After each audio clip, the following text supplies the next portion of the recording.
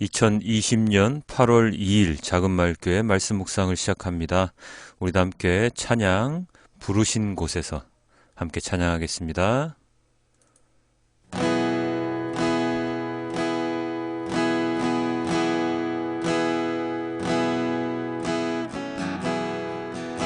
따스한 성령님 마음으로 보내 내 몸을 감싸며 주어지는 평안함 만족함을 느끼네.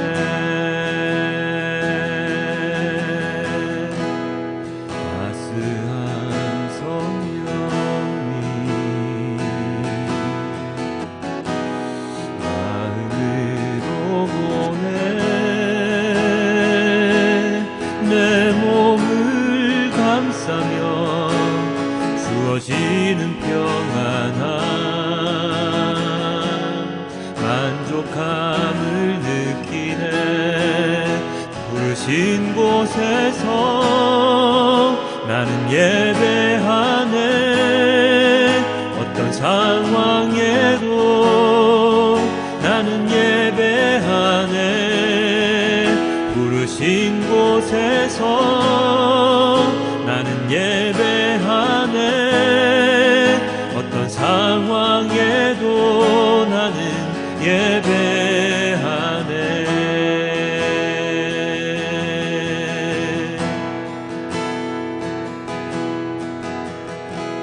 사랑과 진리에 한 줄기 빛보내 내 몸을 감싸며 주어지는 평안함 그 사랑을 느끼네.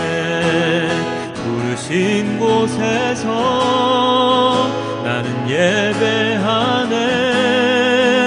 어떤 상황에도 나는 예배하네. 부르신 곳에서 나는 예배하네. 어떤 상황에도 나는 예배하네. 부르신 곳에서 나는 예배하네. 어떤 상황에도 나는 예배하네. 부르신 곳에서 나는 예배하네. 어떤 상황에도 나는 예배하네. 내가 걸어갈 때 길이 되고 살아갈 때 삶이 되는 그곳에서 예배하네.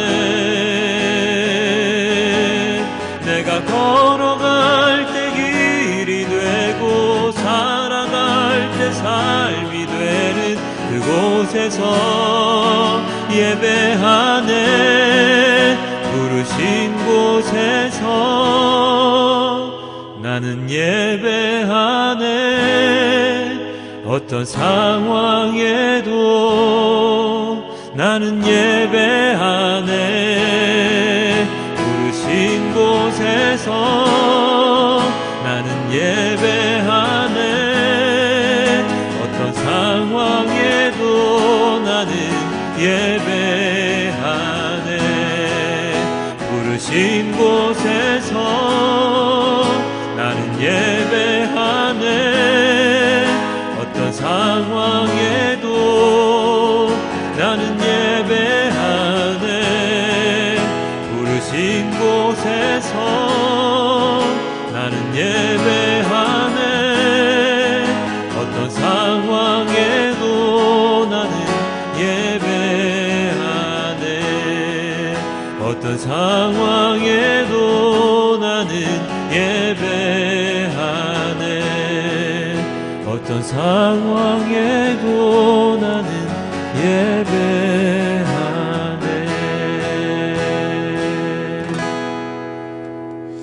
어떤 상황에도 어디서 부르시든지 간에 주님께 예배하는 온전한 예배자로서 살아갈 수 있도록 도와주시옵소서. 믿음이 없는 자가 아닌 자그마한 믿음이라도 가지고 주님의 말씀에 순종하며 살아가는 우리 모두가 될 수 있도록 주님 인도하여 주시옵소서. 세상이 아닌 주님을 바라보고 세상이 아닌 주님을 생각하며 세상이 아닌 주님의 말씀을 묵상하는 자가 될 수 있도록 주님 인도하여 주시옵소서.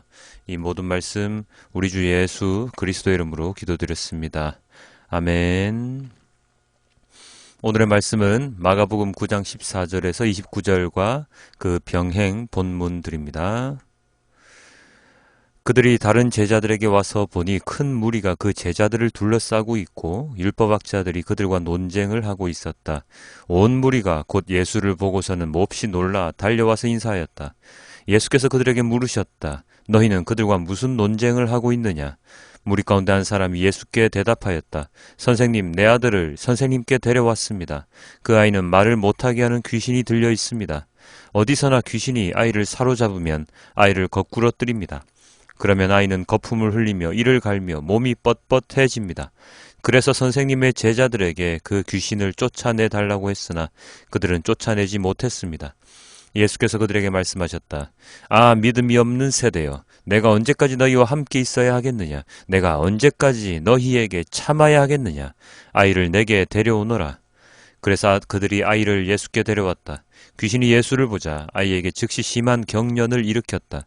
아이는 땅에 넘어져서 거품을 흘리면서 뒹굴었다. 예수께서 그 아버지에게 물으셨다. 아이가 이렇게 된 지 얼마나 되었느냐? 그가 대답하였다. 어릴 때부터입니다. 귀신이 그 아이를 죽이려고 여러 번 불 속에도 던지고 물 속에도 던졌습니다. 하실 수 있으면 우리를 불쌍히 여기시고 도와주십시오. 예수께서 그에게 말씀하셨다. 할 수 있으면 이 무슨 말이냐? 믿는 사람에게는 모든 일이 가능하다. 그 아이 아버지는 큰 소리로 외쳐 말했다. 내가 믿습니다. 믿음 없는 나를 도와주십시오. 예수께서 무리가 어울려 달려오는 것을 보시고 악한 귀신을 꾸짖어 말씀하셨다.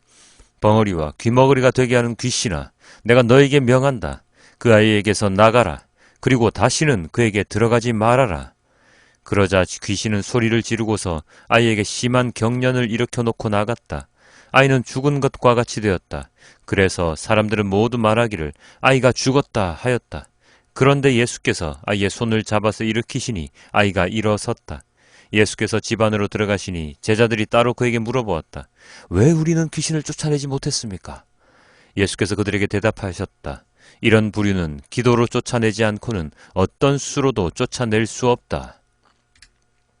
마태복음입니다. 그들이 무리에게 오니 한 사람이 예수께 다가와서 무릎을 꿇고 말하였다. 주님, 내 아들을 불쌍히 여겨주십시오. 간질병으로 몹시 고통받고 있습니다. 자주 불 속에 빠지기도 하고 물 속에 빠지기도 합니다. 그래서 아이를 선생님의 제자들에게 데리고 왔으나 그들은 고치지 못하였습니다. 예수께서 말씀하셨다. 아, 믿음이 없고 삐뚤어진 세대여, 내가 언제까지 너희와 같이 있어야 하겠느냐? 내가 언제까지 너희에게 참아야 하겠느냐?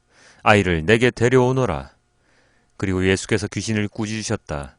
그러자 귀신이 아이에게서 나가고 아이는 그 순간에 나았다. 그때 제자들이 따로 예수께 다가가서 물었다. 우리는 어찌하여 귀신을 쫓아내지 못했습니까? 예수께서 그들에게 대답하셨다. 내가 진정으로 너희에게 말한다. 너희에게 겨자씨 하나일 만한 믿음이라도 있으면 이 산더러 여기에서 저기로 옮겨가라 하면 그대로 될 것이요 너희가 못할 일이 없을 것이다. 누가복음입니다. 다음날 그들이 산에서 내려오니 큰 무리가 예수를 맞이하였다. 그런데 무리 가운데서 한 사람이 소리를 크게 내서 말하였다. 선생님, 내 아들을 보아주십시오. 그 아이는 내 외아들입니다. 귀신이 그 아이를 사로잡으면 그 아이는 갑자기 소리를 지릅니다. 또 귀신은 아이에게 경련을 일으키고 입에 거품을 물게 합니다. 그리고 아이를 상하게 하면서 좀처럼 떠나지 않습니다. 그래서 선생님의 제자들에게 귀신을 내쫓아 달라고 청하였으나 그들은 해내지를 못했습니다. 예수께서 대답하셨다. 아, 믿음이 없고 비뚤어진 세대여, 내가 언제까지 너희와 함께 있어야 하며 너희를 참아 주어야 하겠느냐? 내 아들을 이리로 데려오너라. 아이가 예수께로 오는 도중에도 귀신이 그 아이를 거꾸러뜨리고 경련을 일으키게 하였다. 예수께서는 그 악한 귀신을 꾸짖으시고 아이를 낫게 하셔서 그 아버지에게 돌려주셨다. 사람들은 모두 하나님의 위대한 능력을 보고 놀랐다. 아멘. 오늘의 말씀은 귀신 들린 아이의 치유 사건입니다. 귀신 들린 아이의 아빠가 제자들에게 자기 아들을 데리고 왔는데 그때 예수님과 세 제자는 변화산에 있었지요. 예수님이 내려오시자 그들이 예수님을 보고 반색하며 달려옵니다. 예수님! 아주 간절한 눈빛이지요. 아이의 아버지가 예수님께 제자들의 무능력함을 이야기합니다. 그때 예수님께서 무슨 말씀을 하셨습니까? 세 가지의 복음서에 동일하게 이렇게 기록되어 있습니다. 아, 믿음이 없는 세대여, 내가 언제까지 너희와 함께 있어야 하겠느냐? 내가 언제까지 너희에게 참아야 하겠느냐? 아이를 내게 데려오너라.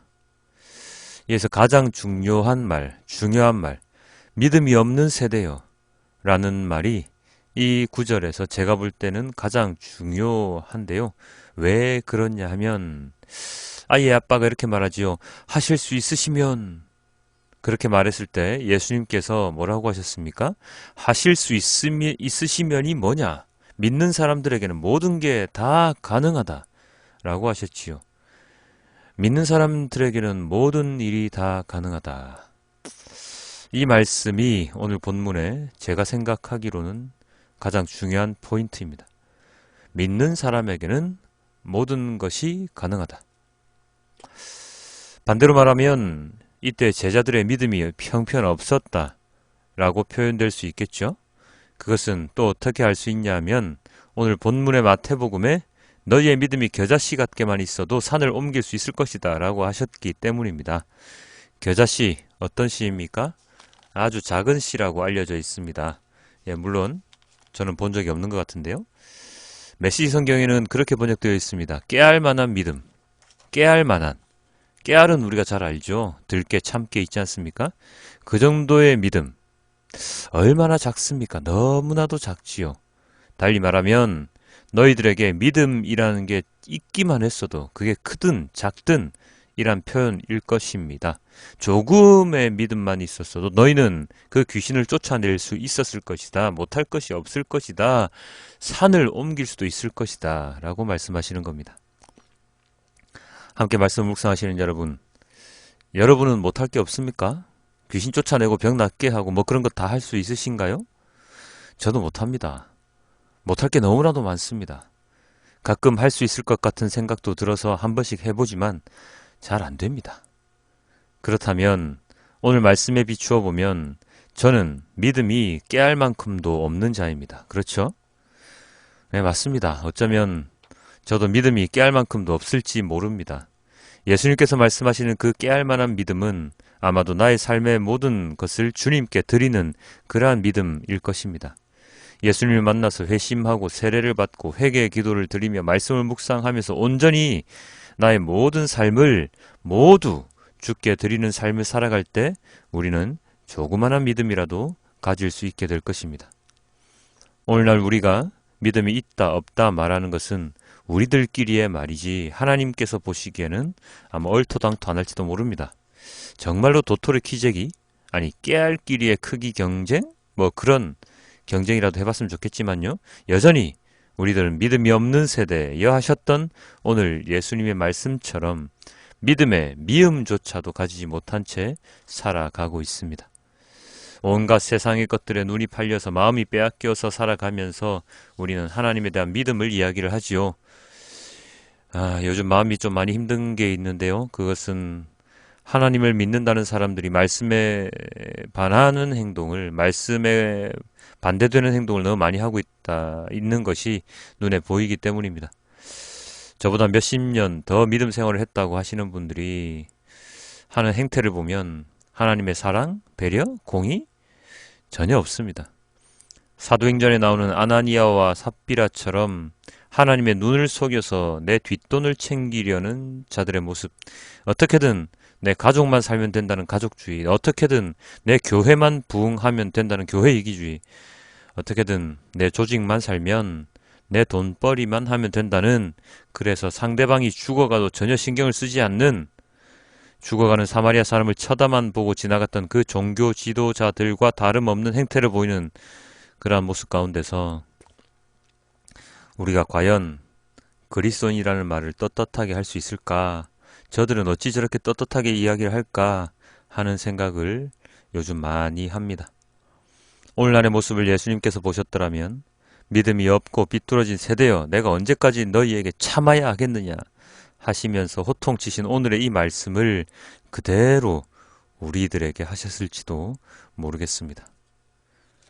믿음이 있으면 무엇이든지 할 수 있다는 예수님의 말씀은 능력 만능주의를 말씀하시는 것이 아닙니다. 귀신을 쫓아내고 병 고치면 믿음이 큰 것도 아닐 것입니다. 오늘 예수님의 말씀은 마음속에 세상을 가득 채운 우리들에게, 제자들에게, 헛된 생각을 가지고 있는 사람들에게 그 마음에 하나님의 마음을 조금이라도 더 담고 살아가라고 하시는 말씀일 것입니다. 믿음이 조금이라도 있어서 우리가 다른 일을 도울 수 있다면 얼마나 좋은 일입니까? 오늘날에도 많은 사람들이 그런 좋은 일을 하고 있죠. 예, 하고 있습니다. 진정한 믿음으로 살아가는 사람들은 언제나 사람의 생명을 살리기 위한 모든 일을 다 하고 있습니다. 그게 육신의 생명이든 영적인 생명이든 말입니다. 믿음은 세상의 가치와 반대되는, 그래서 하나님께 언제나 순종하는 자의 몫입니다. 주일인 오늘도 하나님 앞에 나아가 거짓 기도, 거짓 회개, 거짓 찬양하는 거짓 그리스도인으로서 보내지 말고 마음속에 믿음을 가지고 조금이라도 가지고 진정 하나님의 말씀을 귀 기울이고 찬양하고 기도하는 우리 모두가 되길 소망해 봅니다. 귀신 들린 아이를 고치신 후에 예수님께서는 기도밖에 아니면 자그마한 믿음이라도 있다면 이라고 말씀을 하셨지요. 기도는 하나님과의 소통이며 믿음은 하나님 말씀에 순종하는 것입니다. 그 말은 언제나 하나님과 함께 동행하는 자가 되어야 한다는 것을 의미하지요. 자, 오늘도 주님과 동행하는, 그래서 자그마한 믿음이라도 가질 수 있게 되는, 주님께서 인정하시는 자가 되는, 주님께서 참아야 하는 자가 아니라 주님께서 칭찬하시는 그러한 오늘 하루를 보내기를 주님께 기도드립니다. 오늘의 말씀 메시지 성경을 함께 보시고 말씀을 맺도록 하겠습니다. 그들이 산을 내려와 다른 제자들에게 돌아오니 주위에 큰 무리가 보이고 종교학자들이 제자들에게 따져 묻고 있었다. 예수를 보자마자 무리 가운데 반가운 기운이 일었다. 사람들이 달려와서 그 분을 맞이했다. 예수께서 물으셨다. 무슨 일이냐? 왜 이렇게 소란스러우냐? 무리 가운데 한 남자가 대답했다. 선생님, 귀신 때문에 말을 못하는 제 아들을 선생님께 데려왔습니다.